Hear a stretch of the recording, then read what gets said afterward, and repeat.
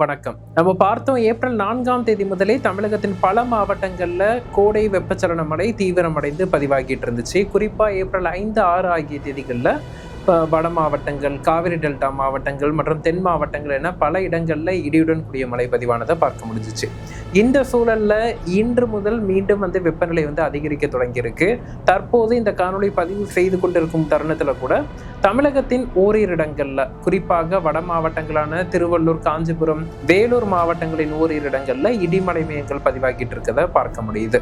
இந்த தருணத்துல அடுத்து வரக்கூடிய 2 வாரங்களுக்கு தமிழகத்தில் கோடை காலம் தீவிரமடைய இருக்கு. குறிப்பாக ஏப்ரல் 9ஆம் தேதி தொடங்கி ஏப்ரல் 23ஆம் தேதி வரையிலான காலகட்டத்தில், அதாவது தேர்தல் வாக்கு எண்ணிக்கை நடைபெறும் காலகட்டம் வரைக்கும் தமிழகத்தை பொறுத்தளவிற்கு பகல் நேர வெப்பநிலை இயல்பை விட 2 முதல் 3 டிகிரி செல்சியஸ் அளவிற்கு அதிகரிக்கும் அப்படின்னு எதிர்பார்க்கப்படுது. ஒரு சில இடங்கள்ல 4 முதல் 4.5 டிகிரி செல்சியஸ் அளவிற்கு அதிகரிப்பதற்கான வாய்ப்புகளும் இருக்கு. குறிப்பா இந்த ஆண்டு கோடை காலத்தின் ஒரு முதல் சுற்று தீவிரமான ஒரு காலத்தை நம்ம அடுத்த 2 வாரங்கள்ல எதிர்பார்க்கலாம் அப்படின்னு பார்க்கப்படுது. குறிப்பாக தமிழகத்தின் உள் மாவட்டங்கள்ல இந்த சுற்று கோடை காலம் தீவிரமடைந்து காணப்படும். எந்தெந்த மாவட்டங்கள் அப்படின்னு பார்த்தோம்னா வேலூர், திருவண்ணாமலை, கள்ளக்குறிச்சி, திருப்பத்தூர் மற்றும் அதனை ஒட்டி இருக்கக்கூடிய தருமபுரி, சேலம், நாமக்கல், ஈரோடு மற்றும் கரூர், அதனை ஒட்டி இருக்கக்கூடிய திருப்பூர் போன்ற மாவட்டங்கள், கரூர், பரமத்தி போன்ற பகுதிகள், அதே போல திருச்சி, பெரம்பலூர் போன்ற பகுதிகள் மற்றும் தென் மாவட்டங்களான திண்டுக்கல், மதுரை, விருதுநகர், திருநெல்வேலி மாவட்டத்தின் பாளையங்கோட்டை பகுதிகள், இது போன்ற பகுதிகளில் உள் மாவட்டங்கள்லையோ மேற்கு மாவட்டங்கள்லையோ அதிகபட்ச வெப்பநிலை என்பது 39 டிகிரி செல்சியஸ் முதல் 42 டிகிரி செல்சியஸ் வரைக்கும் பதிவாவதற்கான வாய்ப்புகள் இருக்கு. வேலூர்ல ஏற்கனவே நமக்கு 42 டிகிரி செல்சியஸ் அளவிற்கு வெப்பநிலை பதிவாகி வரும் சூழல்ல இந்த நிலை அடுத்த 2 வாரங்களுக்கு தொடரும் அப்படின்னு எதிர்பார்க்கப்படுது. அதே போல வறண்ட வானிலையுடன் ஒரு வறண்ட காற்றும் வீசக்கூடும்னு எதிர்பார்க்கப்படுது. நண்பகல் 11 மணியிலிருந்து பிற்பகல் 3 மணிக்கு இடைப்பட்ட நேரத்துல வெப்ப காற்று, அனல் காற்று வீசுவதற்கான வாய்ப்புகள் இருக்கு. குறிப்பாக மேற்கு மாவட்டங்கள், உள் மாவட்டங்கள் மற்றும் தெற்கு உள் மாவட்டங்கள்ல இந்த பார்த்தோம்னா இந்த நிலை நமக்கு ஏப்ரல் 23ஆம் தேதி வரைக்கும் அடுத்த 2 வாரங்களுக்கு தொடரும். அதே போல தற்போது பெய்து வரும் மழைப்பொழிவும் படிப்படியா வரக்கூடிய நாட்கள்ல குறைந்துவிடும். ஓரிரு இடங்கள்ல மட்டும் மாலை இரவு நேரங்கள்ல இடியுடன் கூடிய மழைக்கான வாய்ப்புகள் இருக்கு. குறிப்பா இந்த மேற்கு தொடர்ச்சி மலை ஒட்டிய பகுதிகளில் ஓரிரு நாட்கள் இடியுடன் கூடிய மழையை எதிர்பார்க்கலாம்.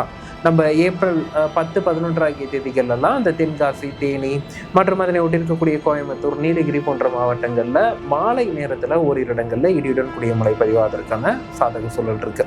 இருந்த போதிலும் இந்த வெப்பத்தை தணிக்கும் அளவிற்கு ஒரு பரவலான ஒரு கோடை மழை என்பது அடுத்த 2 வாரங்கள் பதிவாகாது அப்படின்னு எதிர்பார்க்கலாம். கடலோர மாவட்டங்களை பொறுத்தளவிற்கு சென்னை, திருவள்ளூர், காஞ்சிபுரம், செங்கல்பட்டு, புதுச்சேரி, விழுப்புரம், கடலூர், மயிலாடுதுறை, காரைக்கால், நாகப்பட்டினம், திருவாரூர், தஞ்சாவூர், புதுக்கோட்டை, ராமநாதபுரம், தூத்துக்குடி போன்ற மாவட்டங்களை பொறுத்தளவிற்கு அதிகபட்ச வெப்பநிலை என்பது 36 டிகிரி செல்சியஸ் முதல் 38 டிகிரி செல்சியஸ் வரைக்கும் செல்வதற்கான வாய்ப்புகள் இருக்கு. கடலோர மாவட்டங்களின் மேற்கு பகுதிகளில், அதாவது உட்புற பகுதிகளில் 39 டிகிரி செல்சியஸ் வரைக்கும் செல்வதற்கான வாய்ப்புகள் இருக்கு. கடலோர மாவட்டங்கள்லையும் தற்போது பரவலான மழைக்கான வாய்ப்புகள் இல்லை. அடுத்த 2 வாரங்கள் வரக்கூடிய நாட்கள்ல படிப்படியாக வறண்ட வானிலையுடன் வெப்பமான சூழலை அதிகரிக்கும் அப்படின்னு எதிர்பார்க்கலாம். இம்மாத இறுதியில ஏப்ரல் 23ஆம் தேதிக்கு பிறகு தமிழகத்தில் ஒரு பரவலான வெப்பச்சலன மழைக்கும் பல மாவட்டங்கள்ல இடி மின்னலுடன் கூடிய கனமழைக்கும் வாய்ப்புகள் இருக்கு. அது வரைக்கும் இந்த வெப்பமான ஒரு கோடை சுற்றை நம்ம கடந்து செல்ல வேண்டிய ஒரு அவசியம் ஏற்பட்டிருக்கு. குறிப்பாக வயதானவர்கள் மற்றும் உடல்நிலை சரியில்லாதவர்கள் நண்பகல் 11 மணி முதல் 3 மணிக்கு இடைப்பட்ட நேரத்தில் அவசியமின்றி வெளியில் செல்வதை தவிர்க்க வேண்டும். அதே போல நீண்ட தூரம் நடைப்பயணங்களை இந்த நண்பகல் நேரத்தில் தவிர்ப்பது நல்லது.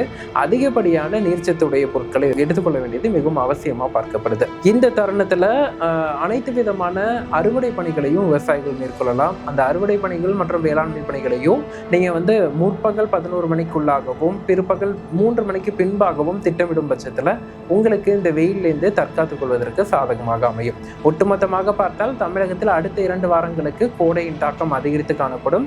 தமிழகத்தின் உள் மாவட்டங்களில் பல இடங்கள்ல 38 முதல் 42 டிகிரி செல்சியஸ் வரைக்கும் வெப்பநிலை பதிவாகும்.